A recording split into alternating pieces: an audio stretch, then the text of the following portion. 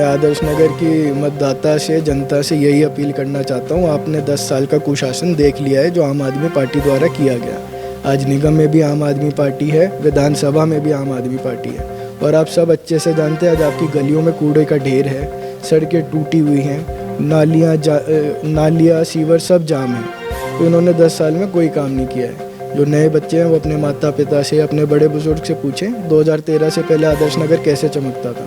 वो इसलिए चमकता था क्योंकि हमें काम कराना आता था। हम निडर होकर आदमी से बात करते थे क्योंकि हमारा कोई स्वार्थ नहीं था। हम निस्वार्थ होकर लोगों की सेवा करते थे, और मैं भी उसी उद्देश्य से आया हूँ। मैं लोगों की सेवा के उद्देश्य से आया हूँ। मैं ये चाहता हूँ जब कोई आदमी दिल्ली में किसी और कोने में जाके बोले कि मैं आदर्श नगर विधानसभा से आया हूँ, तो उसे एक अच्छी नज़र से देखा जाए। उसे ये देखा जाए कि हाँ आप एक अच्छे इलाके से आए हैं। उसको इस नज़र से ना बात की जाए कि हाँ भाई आपके यहाँ तो सीवर ओवरफ्लो होते हैं, आपके यहाँ कूड़े के ढेर हैं। तो मैं ये चाहता हूँ, जो आगे आने वाली पीढ़ी हो वो भी एक अच्छे माहौल में जिए। आज लोग यहाँ से घर छोड़ के जाने को मजबूर हैं। ये बात सब लोग अच्छे से मेरी स्वीकार करेंगे कि जो कॉलोनी है, अच्छे घर हैं, वहाँ से लोग आज शिफ्ट हो रहे हैं। और कारण सिर्फ एक यही है कि पानी नहीं है, सीवर है, बारिश में पानी भर जाता है। तो मैं यही चाहता हूँ कि एक ऐसा आदर्श नगर बने जहाँ लोगों को रहने में गर्व हो और लोग बोले कि हाँ मैं आदर्श नगर का निवासी हूँ।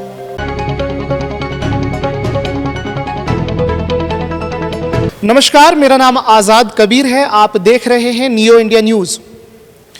कांग्रेस के युवा प्रत्याशी आदर्श नगर विधानसभा से शिवांक सिंघल जी हमारे साथ मौजूद हैं। आज इनका इंट्रोडक्शन, इनका परिचय हम आपको देंगे।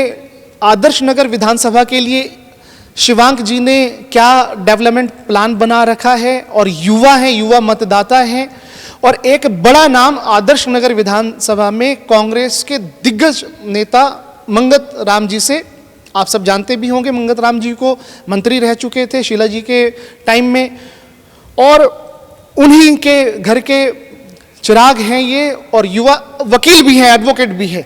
चलिए ज़्यादा समय नहीं लेंगे और मुलाकात करवाते हैं, बातचीत करते हैं। शिवांक जी, स्वागत है आपका नियो इंडिया न्यूज़ पे। बहुत बहुत धन्यवाद सर आपका। युवाओं को पॉलिटिक्स में इंटरेस्ट नहीं होता है, आप वकील भी हैं पेशे से, तो पॉलिटिक्स में आना, क्योंकि आपके घर में तो पॉलिटिक्स नई चीज़ होगी नहीं, क्योंकि बचपन से आपने देखा मंगत राम जी को, कैसे आना हुआ?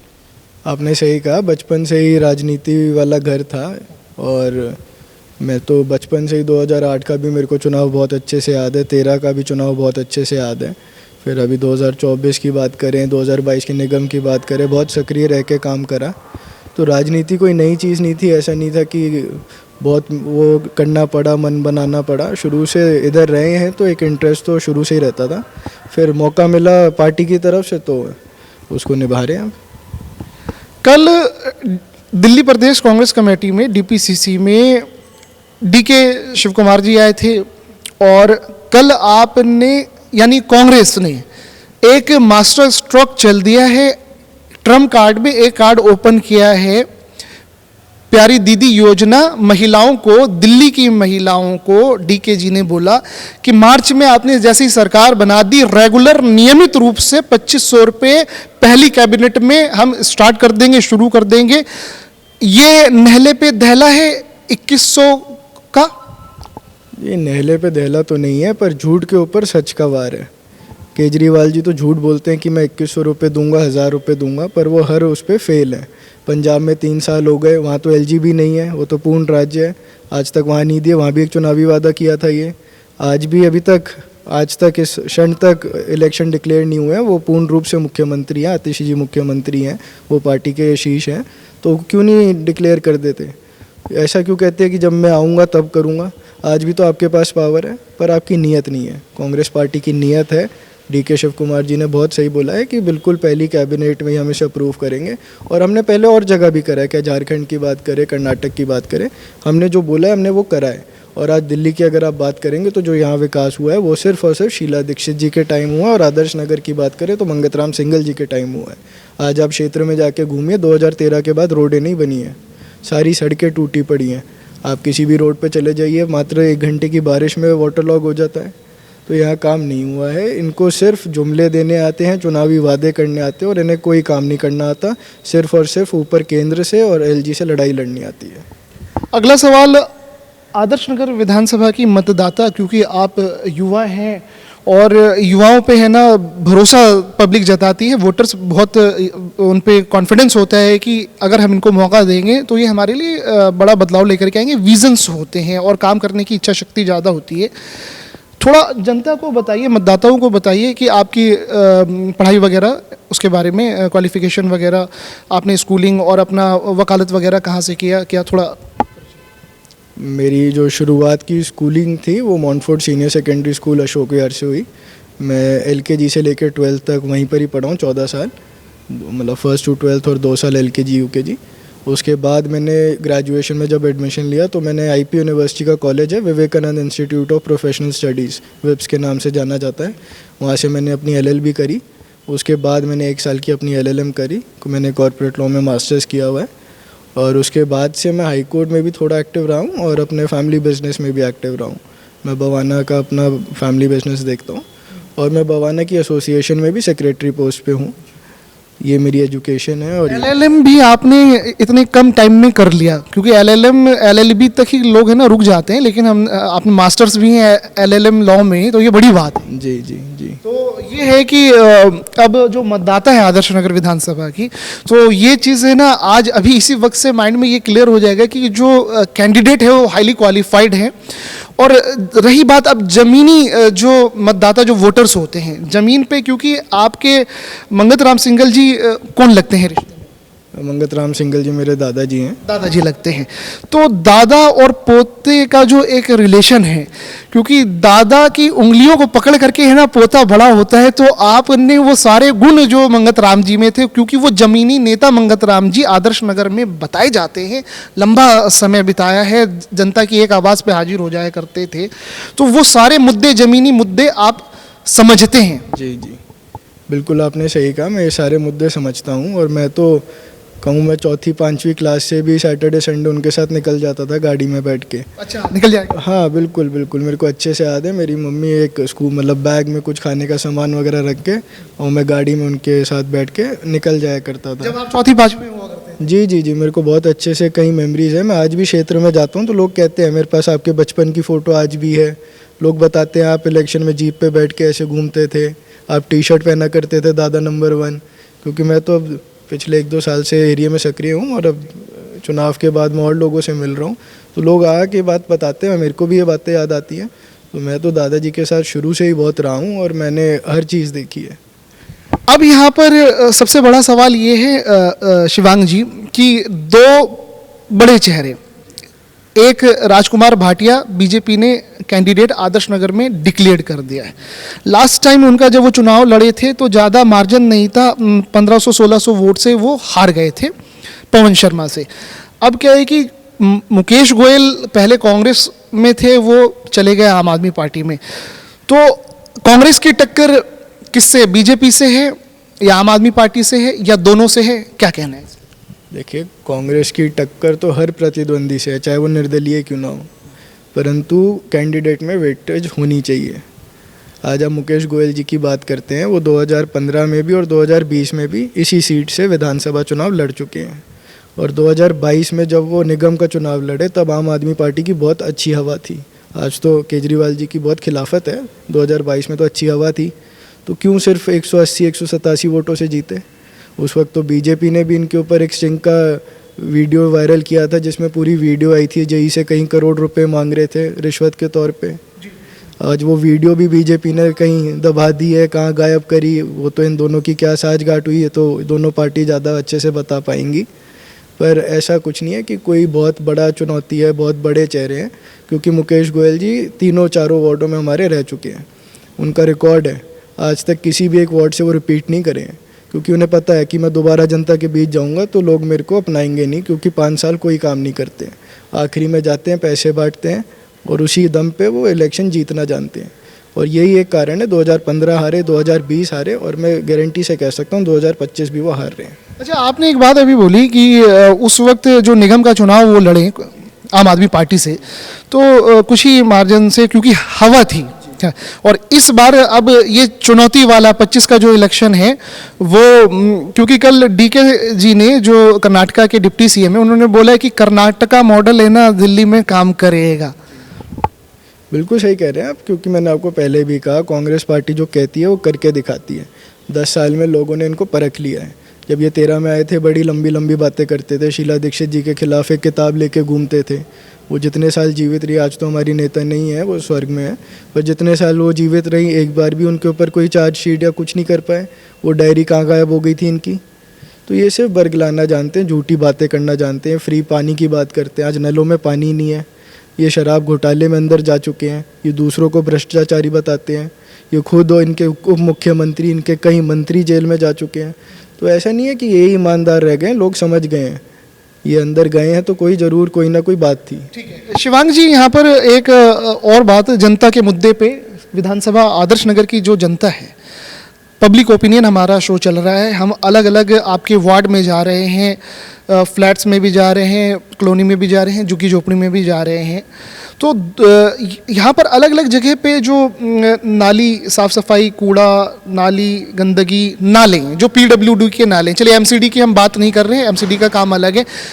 पीडब्ल्यूडी के नाले अभी बाहर रोड पे आपके ऑफिस के बाहर भी है ना पूरा, ठीक है, क्योंकि अभी आप सरकार में नहीं हैं, आपसे ये सवाल नहीं किया जाएगा।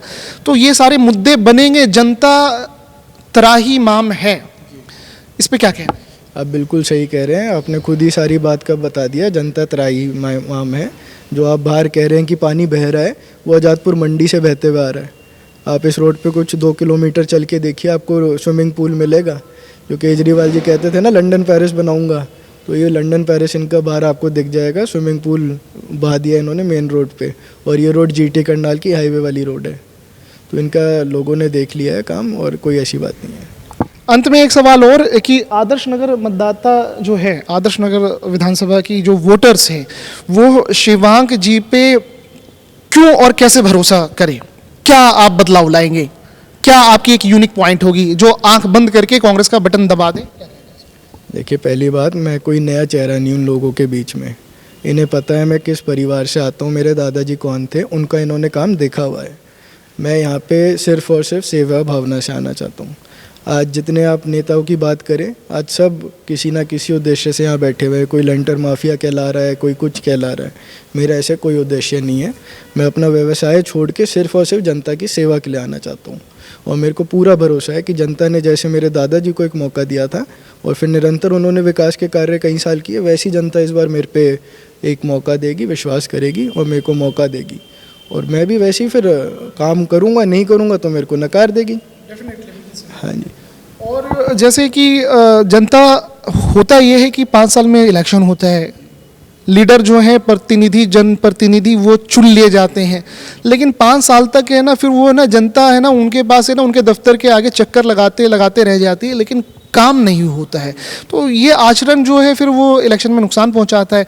तो आप क्या मॉडल लेकर के आएंगे, क्योंकि आप युवा है, क्या आपका कोई ऐसा ऑफिस होगा जो 24/7 या सुबह मॉर्निंग में 9 to 9 बैठ करके आप लोग जनता की समस्या का समाधान करेंगे कि कोई भी वार्ड में, किसी भी आपके पूरे विधानसभा में, आदर्श नगर में, क्योंकि अभी तक ऐसा हुआ नहीं है, युवा हैं, तो आपके ऊपर लोग है ना एक उम्मीद जगा करके बैठे हुए हैं।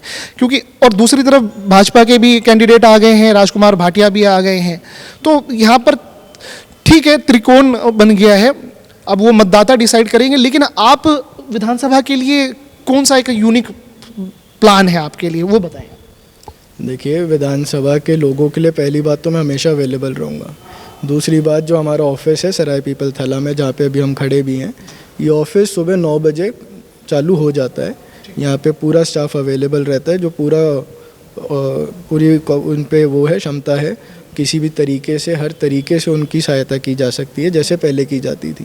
पहले भी किसी भी क्षेत्र से कोई व्यक्ति आता था, कभी ये नहीं पूछा कि आप कहाँ से आए हैं, कौन सी पार्टी से आए हैं, कौन से समुदाय से आए हैं, कौन सी जाति से आए हैं, ये सब नहीं पूछा, कभी नहीं पूछा गया था, ना ही कभी आगे पूछा जाएगा। आप एरिया में जाएंगे तो आपको भी ये लोग अच्छे से बताएंगे कि अगर एक बार जब दादाजी मेरे चुन लिए जाते थे तो उन्हें कोई मतलब नहीं होता था कि आप बीजेपी के वर्कर हैं या आप शालीमार बाग विधानसभा से आए हैं, वो सबके काम करते थे। तो वही स्टाइल होएगा, वही ऑफिस होगा, वैसे ही काम होएगा। ऑफिस आपका यहाँ पे मंगत राम दाल मिल के नाम से भी फेमस है, और ये पहले मंत्री जी का भी ऑफिस हुआ करता था, पहले विधायक जी का भी ऑफिस हुआ करता था, बहुत पुराना है। और एक चीज़ क्योंकि क्या है कि अब डायरेक्ट जो जनता ऐसी होती है, मतदाता ऐसी होती है कि यार हम अपने प्रतिनिधि से डायरेक्ट मिलें, तो आपका फ़ोन नंबर, क्योंकि बहुत सारी शिकायतें ऐसी भी हो जाती है यार, जीतने के बाद है ना, नेता को फ़ोन लगाते हैं, वो फ़ोन नहीं उठाते हैं, आपका नंबर सदैव अवेलेबल रहेगा, ऑन रिकॉर्ड हम दर्ज करना चाहते हो, आज उनको पता लगे कि ना हमारा कैंडिडेट हमारे बारे में सोच रहा है या नहीं सोच रहा है। क्योंकि फ़ोन वोटर ने, मतदाता ने लगाया, ऐसे है जी बात कर लें, कुछ अपनी समस्या बता दे, लेकिन फ़ोन नहीं उठता है, उस तरह का व्यवहार तो नहीं होगा। आप आज एरिया में जाइए, आप किसी भी आदमी से पूछिए कि आपके पास शिवांग सिंघल का नंबर है, और अगर वो हाँ बोले तो उनसे पूछिएगा कि आप फ़ोन मिलाते हैं तो उठाते हैं या नहीं उठाते हैं। इसका जवाब आपको खुद मिल जाएगा, उससे अच्छा जवाब मैं नहीं समझता कि मैं दे पाऊँगा। ये अश्योरिटी आपने दी। बिल्कुल। अंत में हम अपने इस बातचीत को समाप्त करेंगे। अंत में आप आदर्श नगर विधानसभा की जनता से, मतदाता से आप क्या अपील करना चाहेंगे? मैं आदर्श नगर की मतदाता से, जनता से यही अपील करना चाहता हूँ, आपने 10 साल का कुशासन देख लिया है जो आम आदमी पार्टी द्वारा किया गया। आज निगम में भी आम आदमी पार्टी है, विधानसभा में भी आम आदमी पार्टी है, और आप सब अच्छे से जानते हैं आज आपकी गलियों में कूड़े का ढेर है, सड़कें टूटी हुई हैं, नालियाँ सीवर सब जाम हैं। तो इन्होंने 10 साल में कोई काम नहीं किया है। जो नए बच्चे हैं वो अपने माता पिता से, अपने बड़े बुजुर्ग से पूछें 2013 से पहले आदर्श नगर कैसे चमकता था। वो इसलिए चमकता था क्योंकि हमें काम कराना आता था, हम निडर होकर आदमी से बात करते थे, क्योंकि हमारा कोई स्वार्थ नहीं था, हम निस्वार्थ होकर लोगों की सेवा करते थे। और मैं भी उसी उद्देश्य से आया हूँ, मैं लोगों की सेवा के उद्देश्य से आया हूँ।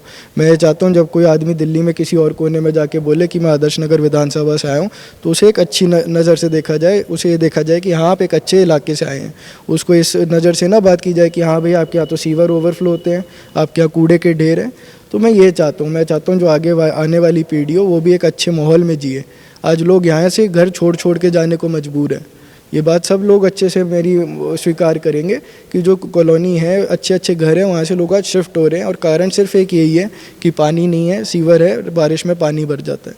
तो मैं यही चाहता हूँ कि एक ऐसा आदर्श नगर बने जहाँ लोगों को रहने में गर्व हो और लोग बोलें कि हाँ मैं आदर्श नगर का निवासी हूँ। आप सुन रहे थे अपने प्रत्याशी, आदर्श नगर विधानसभा से कांग्रेस के युवा प्रत्याशी शिवांग सिंघल को। और अगली मुलाकात हम शिवांग जी से या तो हम कॉफ़ी पे चर्चा करेंगे या नाश्ते के टेबल पे चर्चा करेंगे, फिर दोबारा हम आपकी भेंट कराएंगे। आपने अपने मतदाता को, युवा मतदाता को सुना। आदर्श नगर के विकास के लिए, अपने विकास के लिए आपको मतदान करना है, और इस बार सोच समझ करके जो आपको दिल में और दिमाग में लगे। आपके सामने युवा चेहरा भी है, और भी कैंडिडेट हैं, बीजेपी के भी और आम आदमी पार्टी के भी, कांग्रेस के आपके सामने हैं। फैसला आपको लेना है, जिसका डेवलपमेंट प्लान और जिसके विज़न आपको स्ट्रॉन्ग लगेंगे वो आपने फैसला करना है। लेकिन मतदान जरूर करिएगा और अपने विकास के लिए करिएगा। आप बने रहिए न्यू इंडिया न्यूज़ के साथ। Thank you so much sir, thank you so much. Thank you so much.